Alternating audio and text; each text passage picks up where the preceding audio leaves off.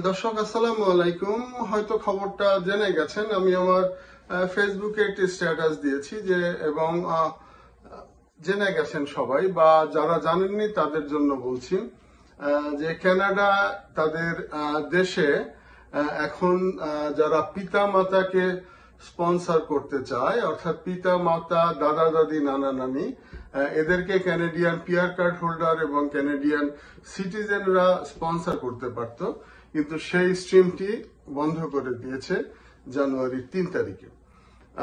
নতুন করে আর কোনো অ্যাপ্লিকেশন নেওয়া হবে না। পুরান অনেক ব্যাকলগ রয়েছে, সেই ব্যাকলগ গুলি হয়তো পূরণ করবে, পূরণ করার পরে তারপরে তারা আর নতুন করে নিবে না। তো স্ট্রিমটি কেমন সেটি নিয়ে যদি একটু কথা বলি, যে সেটি ছিল যে যেমন এই বছর কানাডা, আপনারা জানেন যে প্রত্যেক বছর তাদের একটি ইমিগ্রেশন প্ল্যান তৈরি করে। এবছর তাদের ইমিগ্রেশন প্ল্যানে ছিল যে তারা 20,000-এর উপরে বাবা মা, দাদা দাদি, নানা নানি যারা কানাডার মধ্যে আছেন, তারা যদি তাদেরকে আনতে চান তাহলে তারা তাদেরকে স্পন্সর করতে পারবে। কিন্তু যে জিনিসটা দেখা গিয়ে যায় যে প্রত্যেক বছর এর মধ্যে আবার কিছু ঝামেলা আছে। কোভিড এর সময় এটি বন্ধ ছিল, বিভিন্ন সময়ে এরা বিভিন্ন ঝই ঝামেলা করে। কখনো তারা একটি নির্দিষ্ট সময় দিয়ে দেয় যে 17 তারিখ কথার কথা 17ই মের মধ্যে 12টার সময় এই লাইন খুলবে, তখন অ্যাপ্লিকেশন করতে হবে। দেখা গেল যে তখন 20,000-এর ক্যাপ ছিল, সেই 20,000-এর ক্যাপের মধ্যে আধা ঘন্টার মধ্যে পূরণ হয়ে গেল। বাকিরা সব ডকুমেন্ট জোগাড় করে রেখেছিল, সব রেখেছিল, কিন্তু সার্ভারেই ঢুকতে পারেনি, তার আগে শেষ হয়ে গিয়েছে। তো এই হচ্ছে অবস্থা এখন।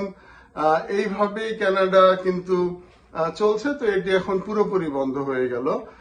এটি পুরোপুরি বন্ধ হয়ে যাওয়ার ফলে কানাডা থেকে এখন আমরা যারা আছি বা যাদের বাবা মাকে আনার চেষ্টা করছে, তারা তাদের বাবা মাকে আপাতত আর কানাডাতে আনতে পারছে না। তো নিয়মটি ছিল এইভাবে, নিয়মটি ছিল যে যদি কেউ কানাডাতে বাবা মাকে আনতে চায়, তার একটি নির্দিষ্ট ইনকাম তার থাকতে হবে, মোটা দাগে বলছি, এবং সেই ইনকামটা তার পর 3 বছর থাকতে হবে। 3 বছর থাকার পরে তারপরে সে ওই জায়গাটায় কোয়ালিফাই করতো, এবং প্রত্যেক বছর এটির একটি কোটা থাকতো যে 20,000, 15,000। এই কোটার এগেনস্টে দেখা যেত যে অ্যাপ্লিকেশন করতো 50,000, 60,000 অ্যাপ্লিকেশন করতো। তারপর লটারি হতো, ওই লটারির মাধ্যমে ওদের যে কোটাটা ছিল সেই কোটাটায় তারা আনতো বাবা মা, অনেকেই আসতো। আবার এতই দীর্ঘসূত্রিতা ছিল যে অনেকে বাবা মার জন্য অ্যাপ্লিকেশন করেছে, পরে দেখা গিয়েছে যে বাবা মা মারাই গিয়েছে। অনেকে করেছে, পরে দেখা গিয়েছে তাদের মাইন্ড চেঞ্জ হয়েছে, তারা আর আসবে না। তো এইভাবে কিন্তু আসলে চলছে, এইভাবে চলতো। তো এখন এই ক্যাপটা বন্ধ করে দেওয়ার ফলে কানাডাতে এখন আর কেউ বাবা মা আনতে পারবে না, দাদা দাদি, নানা নানি আনতে পারবে না।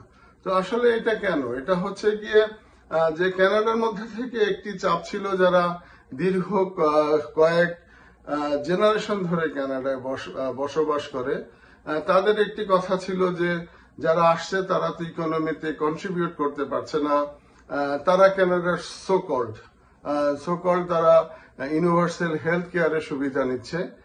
এটা একটা কারণ, এটাও মূল কারণ না।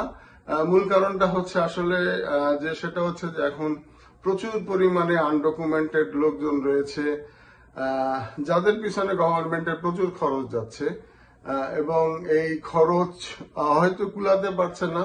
তো যার কারণে হয়তো এইসব সেক্টরগুলি, এই জায়গাগুলি বন্ধ করে দিল। তো এর ফলে কানাডায় যারা প্রথম প্রজন্ম বা দ্বিতীয় প্রজন্মের যারা ইমিগ্রেন্ট, তাদের মধ্যে কিন্তু একটি চরম হতাশা চলে এসেছে। যে কারণ সবাই চিন্তা করেছে যে হ্যাঁ, এক সময় হয়তো আমি আমার বাবা মাকে নিয়ে আসব, যেটা আমেরিকায় সম্ভব যে বাবা মা, ভাই বোন সবার জন্য অ্যাপ্লিকেশন করলে ইউএসএ তে এক সময় সিটিজেন বা এগুলি হয়ে যেত।